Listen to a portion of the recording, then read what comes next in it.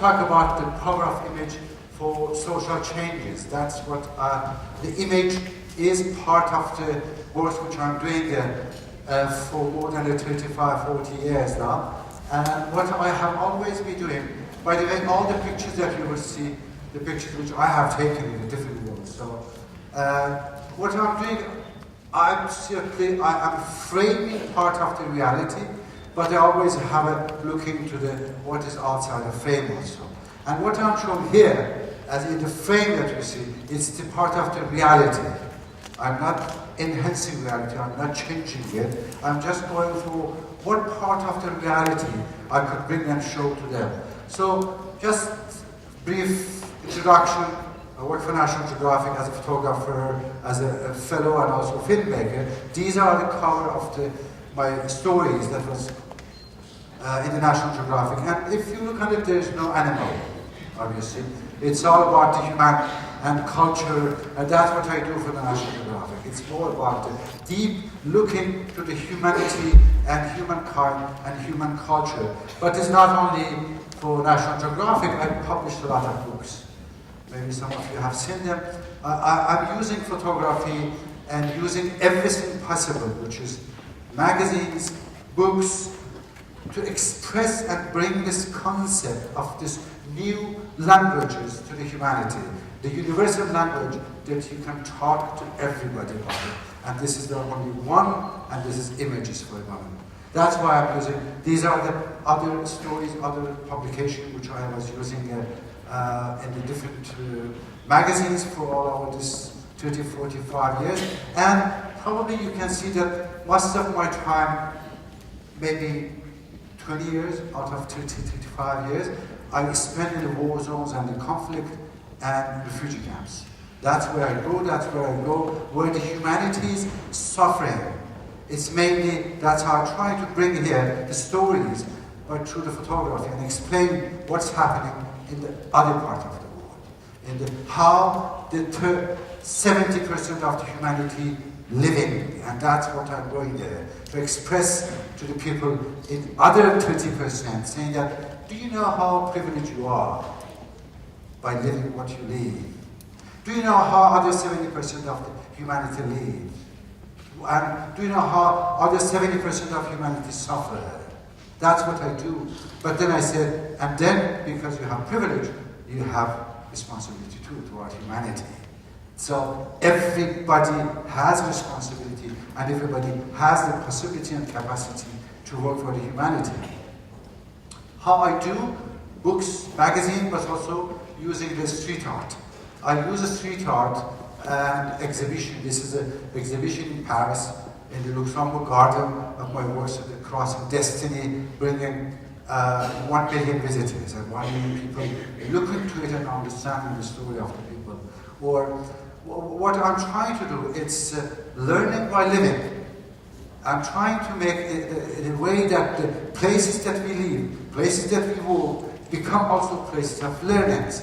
Instead of having advertisings, which is a 100% visual and psychological pollution, but we don't know about it. I mean, you don't know, I know about it.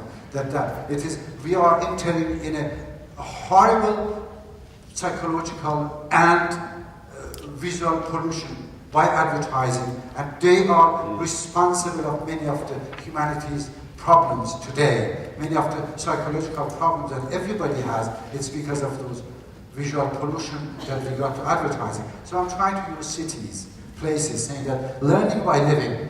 Another way, this is in front of the Louvre Museum in Paris for a few million people visiting, and these are all the portraits of the workers all around the world that produce coffee. And I wanted people being there, see every time you drink coffee, do you know who makes this? Do you know how this coffee is made? This is the second commodity in the world. After the oil, this is the second one. You don't know how he's doing and who is doing. So I use the walls of the Paris in front of the Louvre. 5 million people looking for it. Or even in Afghanistan, in the Panjshir Valley, going up high on the mountains, I bring photography and I express how you can learn by living, how you can learn the stories by looking to this. Or here, projecting pictures night times on the beach. When in the summer times everybody's coming and sitting, I go to and I do projection about the story of the humanity. This was about the rebellious souls talking about Afghans and who they are in the middle of the summer for the good people in the beach side. Of course, some say, you're a troublemaker. People, they come here, have fun. I said, well, you know what? I just want to say that while we're having fun, how the other part of the humanity is living. Just this is the whole story. But also, I always look into how photography, how image could solve the problems that we are looking for. One example, I was covering the story of Rwanda and Burundi, and there was 800,000 people massacres, but also you had 12,000 children lost their parents. Where they were the parents? 12,000 children get by UNICEF and Red Cross, and nobody knows where are the parents are, how you can find them in this the African refugee camps. So the answer was, let them photograph all these 12,000 children, 12,000 portraits. I trained refugees. I brought cameras, I brought all the materials, saying that, okay, that's how you take pictures. You sit here and we photograph 12,000, and then we made exhibition in the refugee camps. Just one example I'm trying to say, how you can solve the problems of many of today's problems, social problems, by using images. So people is coming and looking and trying to find their children that they have lost in the massacres. This is one of the scenes, the grandmother finding children. By the way, do you know, just out of 12,000 people that we photographed and we exhibited in 4 months, 3,500 children find their parents.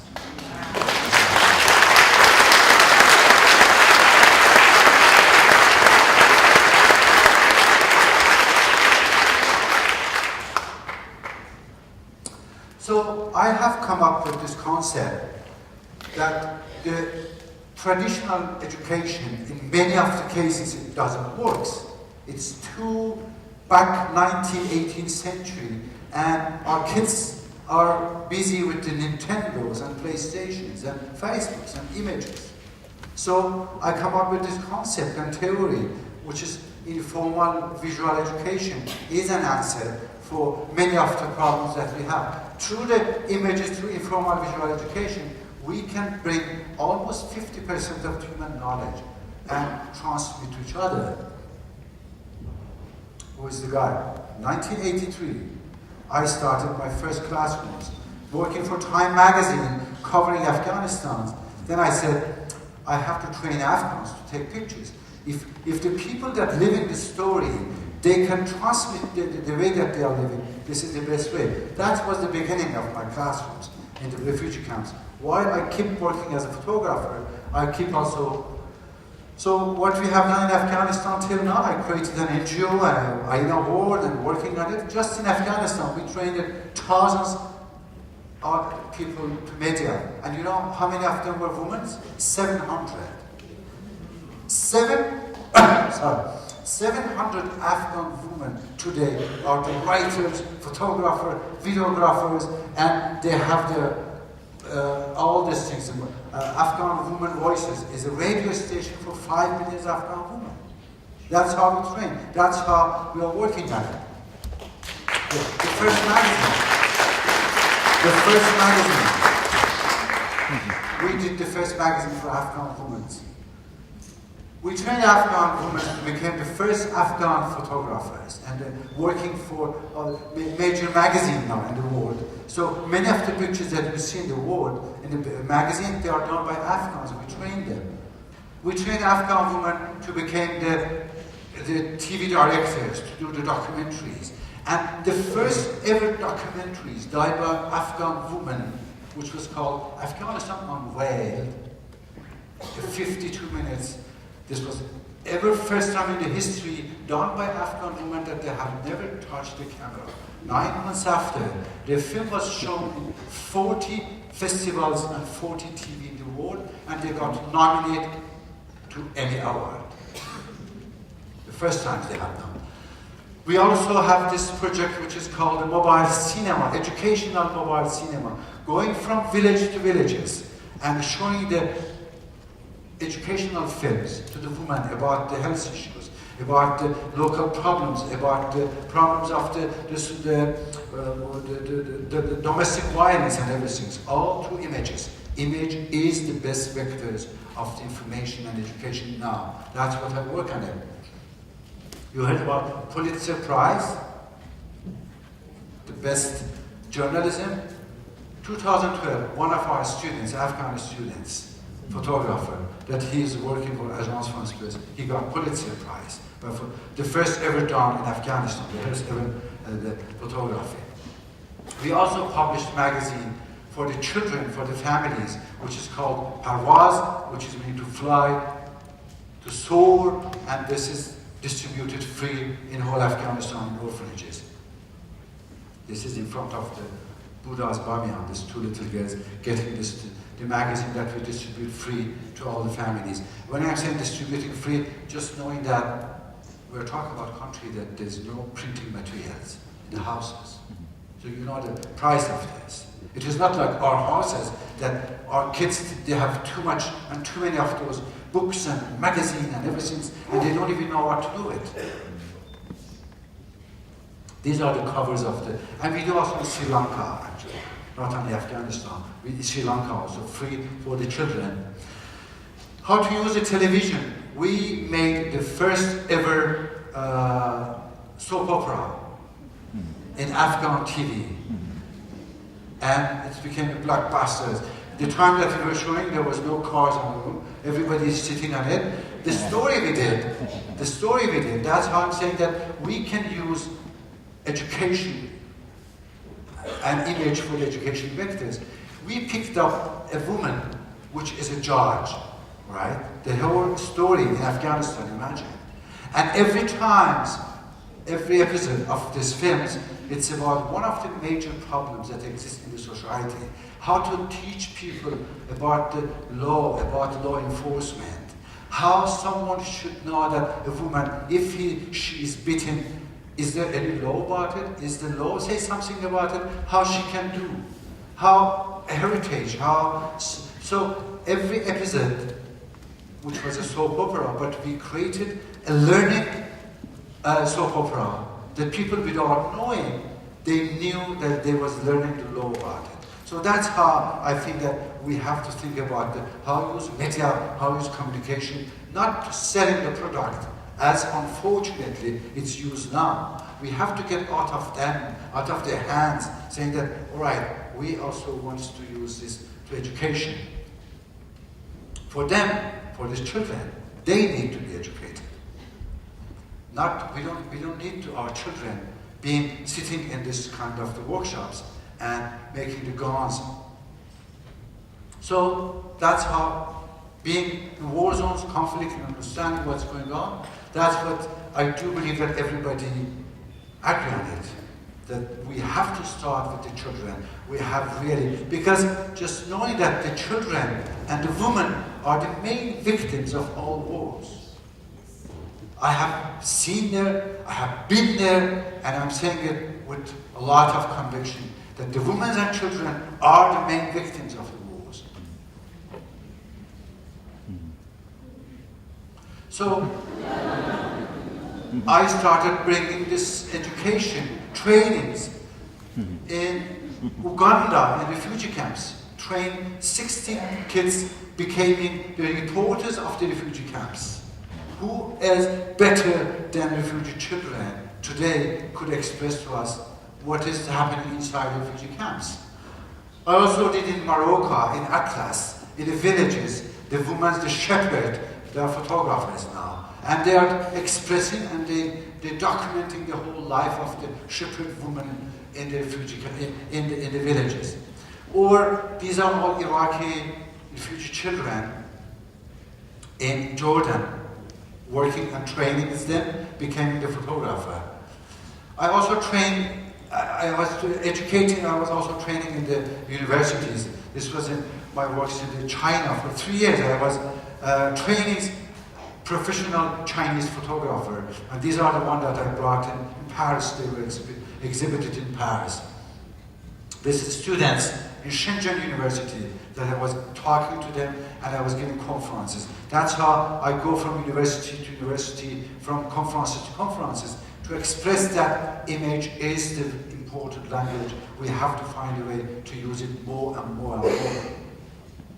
By another way, also, it is not only refugee camps or universities, it's in our doors. This is the 100 children in Italy, in Sicily, the worst difficult suburb in the world, or in Europe. And I went there. It's the whole closed suburban, very tough suburbs. 50% of the boys and men are in prison, mafia. And I'm training hundreds of their kids to document everything's happening and becoming the storytellers of their own life. These are those kids. You can see the shining eyes when they are learning on it. And this is another project which I'm working on the France 7 cities, from Toulouse to Dijon, from Metz, from Nancy, from Saint-Ouen.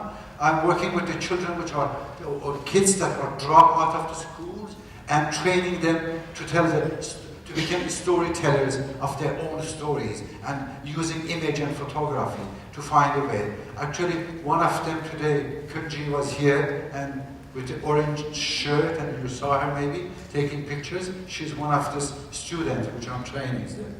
I also use internet. E-learning is very important. And I launched this project in Children's Eyes on Earth for 2 years now, and which is training children using internet and a photo competition. The first one was, I love nature, I fear pollution. You know what? I love nature, I fear pollution. Thousands of the children all around the world participated on it. And this is the result of it. So how bring photography, images, and everything for talk about pollution to the children? Well, you know, the citizen journalism, it's just up. Everybody now has a possibility. Like this one is in Tahrir Square. They worked and created their own media. So my next project, which I'm working on it started for 5 years project. It's called Exile Voices. Exile Voices is about creating a cultural relief, mobile education in refugee camps. Refugee camps now are the best places when you have all these people coming there and they have lost everything and they have nothing to do. So what do you do with them? You educate them. You bring their trainings to them. This is the best place. So I'm concentrating the next 5 years, all my works with the UNHCR and some other organization, create this Exile Voices and creating this cultural relief, which is in the refugee camps.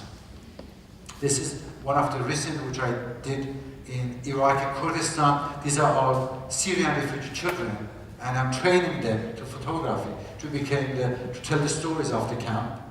This is my classrooms. Well, you know, you do where you find it. You put your classrooms. This is inside one of the refugee tents.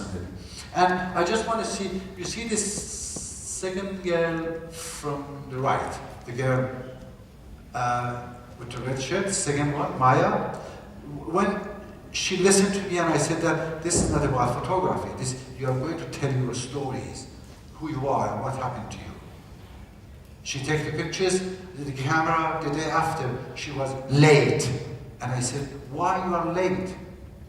And she showed me the picture. She said, sir, you told me I can show with the pictures our life.